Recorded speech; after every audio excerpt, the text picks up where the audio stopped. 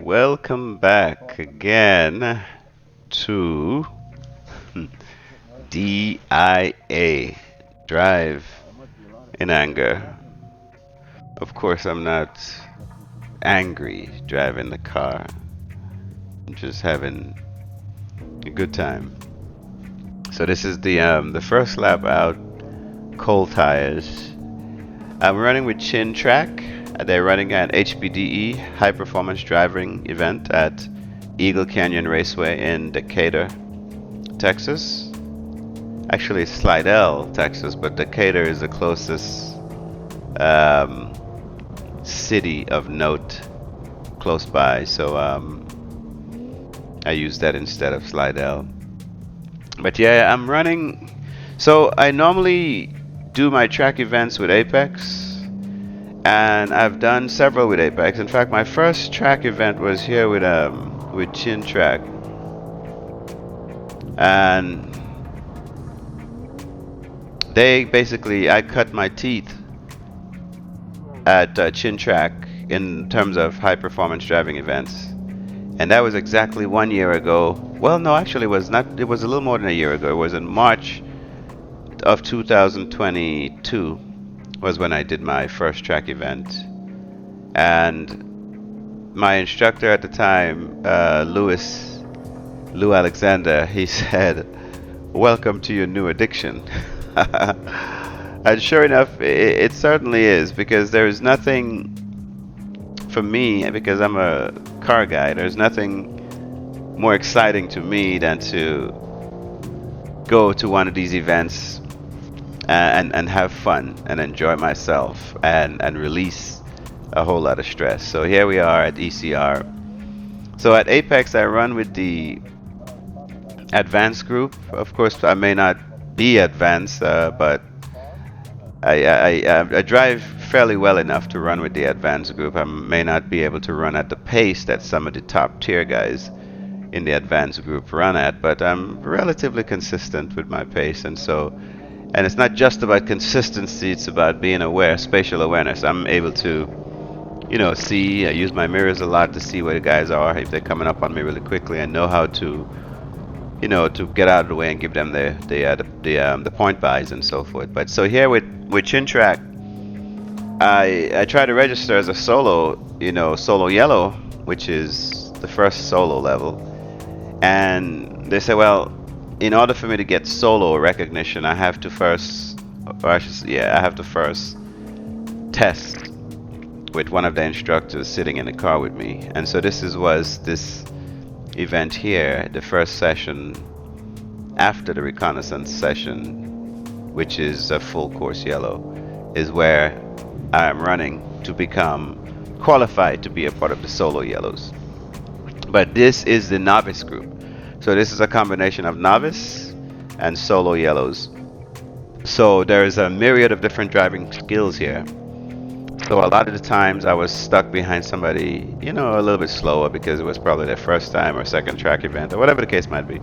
But nevertheless, I understood the situation, and so I did my best to navigate around them. And once I got past them, I was able to, stretch my legs a little bit and get some really, really, really good lap in. The car was handling very, very well. It was nice and stable in and out of the corners. The brakes was very, very precise.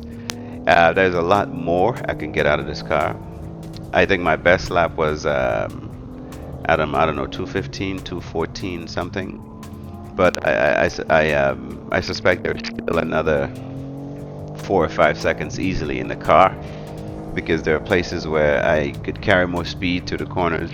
There are places where I was tapping on the brakes where I didn't have to. There were places where I was braking a little bit too soon. There were places where I was braking too late. So I have a myriad of things. And I know I mentioned earlier, I'm consistent. Yes, consistently keeping the car on track and not getting in other people's way. But I still need to refine my braking points, still need to work on threshold braking, still need to refine trail braking, and I'm working also on left foot braking in the car in the sim. I'm able to do it as a matter of course, but for some reason it's difficult at this point for me to translate that into the real car. So I'm working on left foot braking so I could implement that going forward. So here I am again, like I said. I'm having a very, very good day here. I love every moment of this, except what happened towards the end of the day was a little bit disconcerting. Actually, took a little bit of the wind out of my sail. I used up the rear brakes. So during, I think the second session of the day, towards the end of it, the spanner popped up on my dash. I'm like, what the heck is going on with this spanner? So I look down, I check other things, engine temps, water temp, those kind of things, and everything seemed to be normal. So I was like, well, what is this spanner? So I highlighted the spanner and tried to find out more information, and sure enough, it told me that the rear brake pad was very low, and so I ran out of rear brakes. This is the only track event I've done in this car, yet it ran out of rear brakes, and so I had to cut my day short, which was a pity because I was looking forward to the next day, because Chin Trak usually do a 2-day event, right? A Saturday and then a Sunday. And I'm already running 215s, first time driving this car on this track, but I'm familiar with the track, so I have an understanding of what to do with the car. And I'm already running 215s, so on Sunday I was looking forward to maybe dropping into the 212s, 213s, or whatever the case might be, from being more and more familiar with the car. But the brakes didn't want to comply very much with my intent, and so I had to bail from Sunday. This right here, man, this back straight is very, very amazing to me. I get up to, in this car, about 125 miles an hour, I think was my top speed here. I can get up to 130 if I drive the corner leading up to the back straight better. I need to get the attitude of the car correct, so I could get on the throttle and accelerate through the apex, so I can carry all that gain, all that speed down to the braking event for turn 11, I think. But nevertheless, it was a very, very good day. I enjoyed myself tremendously, and I'm looking forward again to going back on track and doing what most of us car guys love: drive in anger.